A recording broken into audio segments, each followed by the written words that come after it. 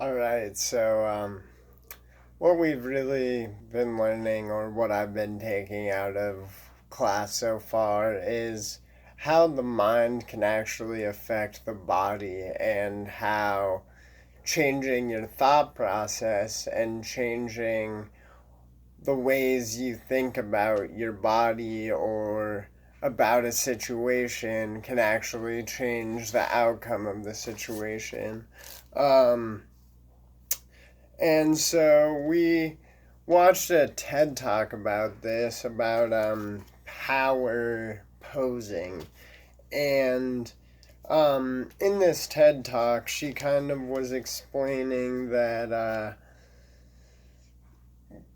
just by posing in a powerful position for a certain amount of time each day before something that might be stressful, that you could actually have a lot more of a good chance of actually getting the job or doing something the best, just by portraying large body language. Then another example was we watched a video about placebo, and how people would take a placebo pill for something such as depression and really think they were taking a antidepressant, and they were convinced that it was an actual drug, and then found out later that it was actually just their mind, making them think that they had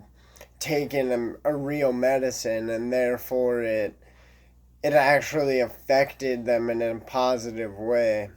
Um, and then another example is just what we did in Movement Lab, noticing how different aspects of movement were affecting how we felt, or the different body movements we made affected the way we portrayed ourselves in that moment.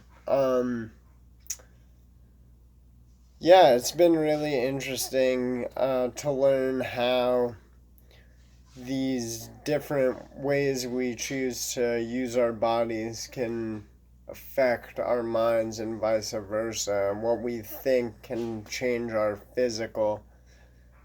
Um, and also in the biology of belief, just thinking about those concepts, about